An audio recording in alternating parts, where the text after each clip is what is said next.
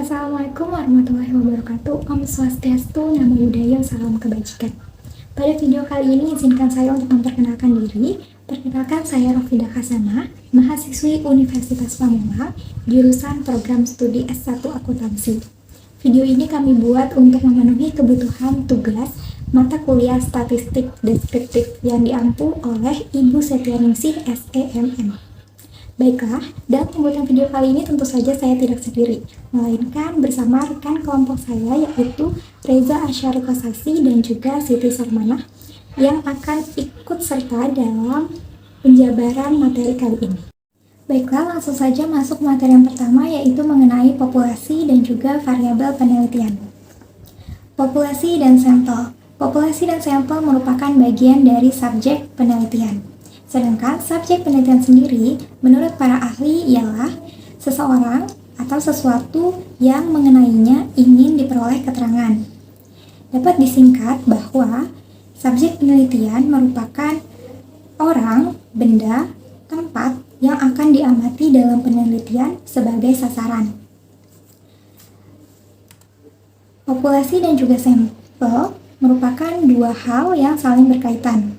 Terdengar sekilas sama, namun sebenarnya mereka memiliki perbedaan. Populasi yaitu adalah sekumpulan orang, benda, ataupun hal yang lebih besar jumlahnya daripada sampel. Sedangkan sampel merupakan bagian dari populasi. Jadi dapat dikatakan di dalam populasi itu ada yang namanya sampel. Oke, selanjutnya yaitu mengenai teknik sampling. Teknik sampling ini adalah cara ataupun teknik yang akan digunakan dalam pengambilan data sampel yang akan dipakai sebagai subjek penelitian yang diambil dari populasi yang lebih besar. Tekniknya ada dua, yaitu probability sampling dan juga non-probability sampling. Probability sampling ialah teknik yang digunakan untuk pengambilan sampel dengan memberikan peluang yang sama pada setiap bagian ataupun anggota populasi untuk dipilih menjadi bagian dari sampel. Di dalam probability sampling terdapat beberapa bagian. Yang pertama ada sample random sampling, proportionate stratified random sampling, dan disproportionate stratified random sampling, serta ada cluster sampling. Selanjutnya yaitu adalah teknik non-probability sampling. Teknik non-probability sampling merupakan kebalikan dari probability sampling. Kalau non-probability sampling yaitu teknik yang tidak memberikan peluang yang sama untuk setiap anggota populasi yang akan dipilih untuk menjadi anggota sampel. Pada non-probability sampling ada beberapa hal. Yang pertama ada sampling sistematis, sampling kuota, sampling incidental, sampling purposive, sampling jenuh, dan juga sampling snowball sampling. Oke, masuk ke materi selanjutnya yaitu tentang variabel penelitian. Variabel penelitian merupakan segala sesuatu hal dalam bentuk apa saja yang dapat ditetapkan oleh peneliti dan dapat ditarik kesimpulan ataupun dapat memberikan informasi terbaru. Nah, di dalam variabel penelitian terdapat beberapa variabel. Ada jenis-jenis variabel, yaitu ada 5 lebih tepatnya. Nah, di sini saya akan membagi menjadi 3 kelompok, yaitu penyebab, hubungan, dan juga akibat. Di dalam kelompok penyebab ada 3 variabel, yaitu variabel independen, variabel moderator, dan juga variabel kontrol. Sedangkan di dalam kelompok hubungan terdapat 1 variabel, yaitu variabel intervening, dan juga di dalam kelompok akibat terdapat variabel dependen. Baiklah, untuk mempermudah dalam memahaminya, saya akan memberikan salah satu contoh. Mungkin dari akibatnya dulu ya, agar lebih memahaminya. Variabel dependen contohnya itu prestasi belajar. Nah, dalam mencapai prestasi belajar pastinya diperlukan beberapa faktor yang mendukung. Nah, faktor penyebabnya yaitu ada variabel independen. Variabel independen ini adalah contohnya yaitu metode belajar yang digunakan. Variabel moderator yaitu adalah motivasi belajar Dan juga variabel kontrol adalah seperti pengendalian dari pelaksanaan dalam mencapai variabel dependen, yaitu prestasi belajar. Dan untuk menghubungkan antara penyebab dan juga akibat, ada yang namanya variabel intervening. Nah, variabel intervening ini contohnya seperti dukungan keluarga. Selanjutnya yaitu mengenai konstanta dan variabel.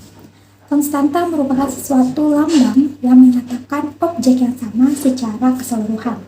Sedangkan variabel adalah unsur dalam menentukan perubahan tertentu. Selanjutnya di sini juga terdapat yang namanya variabel kualitatif dan juga kuantitatif. Nah, variabel kuantitatif yaitu adalah suatu variabel yang merupakan hasil dari bentuk pengamatan yang dapat bervariasi dalam hal jumlah, yang mana itu memerlukan adanya penelitian. Sedangkan untuk variabel kualitatif yaitu adalah variabel yang hasil pengamatannya bervariasi jenis, bukan jumlah ataupun tingkatan. Nah, di sini juga saya memberikan gambaran dari variabel ya, ada variabel kualitatif dan kuantitatif. Nah, di bawah variabel kuantitatif juga terdapat beberapa jenis, yaitu ada diskrit dan juga kontinu. Sekian penjabaran dari saya. Untuk materi selanjutnya akan dibawakan oleh rekan saya. Assalamualaikum warahmatullahi wabarakatuh. Pada video kali ini izinkan saya untuk perkenalkan diri. Perkenalkan, nama saya Siti Sarmana, mahasiswi Universitas Pamulang, jurusan program studi S1 Akuntansi. Di sini saya akan melanjutkan penjabaran atau pemaparan mengenai materi skala dan pengukuran data, di mana skala bisa kita artikan sebagai suatu titik atau garis yang berdekatan dan mempunyai jarak yang sama dan dapat digunakan dalam mengukur tingkatan tertentu. Nah, skala menjadi suatu prosedur dalam memberikan angka dan simbol pada beberapa ciri dari suatu objek tertentu. Sedangkan pengukuran bisa kita artikan sebagai suatu proses yang bersifat deduktif, di mana seorang peneliti awalnya bersifat konstruk ide maupun konsep, kemudian mampu menyusun alat ukur dengan mengamati secara empiris. Nah, di sini skala itu ada 4, pembagian skala ada 4. Skala normal ialah memungkinkan untuk peneliti dapat menempatkan subjek dari beberapa kategori tertentu. Yang kedua, skala ordinal. Skala ordinal ini digunakan untuk mengklasifikasikan objek atau peringkat di kategori-kategori tertentu. Sedangkan skala interval, jenis skala yang mengukur yang memiliki sifat interval, tetapi tidak memiliki nol mutlak. Sedangkan skala yang rasio ialah jenis skala yang pengukuran yang memiliki sifat interval dan nol mutlak.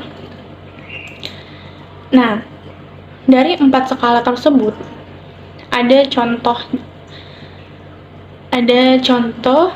ialah contoh untuk skala normal.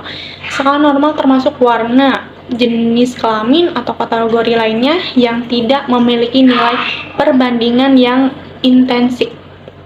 Yang kedua, skala ordinal melibatkan pengukuran peringkat seperti peringkat presentasi atlet dalam suatu kompetensi tertentu. Dan yang ketiga itu skala interval, di mana skala interval tersebut termasuk suhu dalam Celcius. Nah, yang terakhir, yang keempat, skala rasio, di mana skala rasio itu termasuk dalam pengukuran panjang, berat, suhu dalam Kelvin dan waktu. Nah, itu perbedaan contoh dari 4 skala tersebut.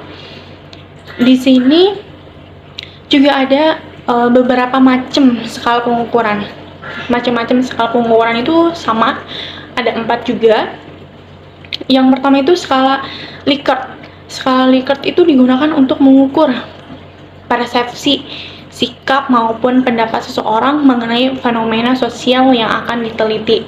Nah, yang kedua, semantik diferensial. Skala ini digunakan untuk mengukur sikap, hanya bentuknya tidak pilihan ganda atau checklist kayak gitu.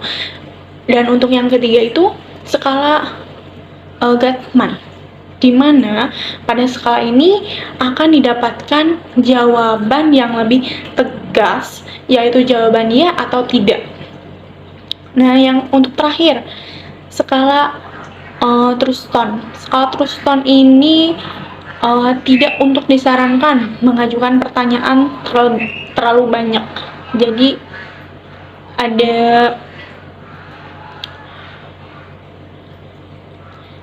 Jadi itu tadi ada 4 macam-macam skala pengukuran data. Untuk materi selanjutnya akan diteruskan oleh rekan saya. Terima kasih. Assalamualaikum warahmatullahi wabarakatuh. Saya Reza Syarifosasi, mahasiswa Universitas Pamulang, program studi S1 Akuntansi. Di video ini saya akan melanjutkan materi tentang skala pengukuran data. Yang pertama ada perbandingan data. Perbandingan data terbagi 4. Yang pertama rasio. Rasio ini membandingkan jenis yang sering kali digunakan dalam perbandingan antara dua kelompok data. Yang kedua proporsi. Proporsi suatu pembagi yang merupakan jumlah elemen yang ada pada data pertama dan data kedua. Yang ketiga presentase. Presentase jika dihadapkan pada angka, bentuknya adalah pecahan dan bilangan desimal, terkesan susah dan tidak menarik. Yang keempat adalah rates. Rates dalam metode perbandingan data, kembalikan dari angka kematian bayi adalah angka kelahiran yang sesuai usia. Selanjutnya tingkat ketelitian. Pada suatu penelitian, banyak sekali perbedaan antara data yang sesungguhnya dari variabel yang ingin diukur oleh penelitian terhadap data yang dihasilkan pada instrumen dalam penelitian. Hal ini bisa disebabkan oleh dua hal, adalah yang pertama mengenai keterbatasan instrumen pengukuran. Yang kedua adalah ketidakakuratan instrumen, di mana instrumen sendiri disusun oleh manusia. Yang ketiga, tingkat ketelitian. Tiga prinsip yang perlu diperhatikan. Yang pertama adalah yaitu pembulatan jelas mempengaruhi tingkat ketelitian dari data yang dikumpulkan. Ini menyebabkan bahwa semakin banyak pembulatan, maka semakin rendah tingkat ketelitian dari pengukuran yang peneliti lakukan. Yang kedua, jika peneliti melakukan proses perhitungan, maka pembulatan hendak dilakukan setelah proses penelitian selesai dilakukan. Ini disiasati untuk mengurangi kesalahan yang terjadi. Yang ketiga, prosedur dalam pembulatan ini tidak bersifat universal. Artinya hasil kesepakatan bisa dibuat meskipun di setiap negara mempunyai aturan yang berbeda. Sekian dari video saya. Terima kasih. Assalamualaikum warahmatullahi wabarakatuh.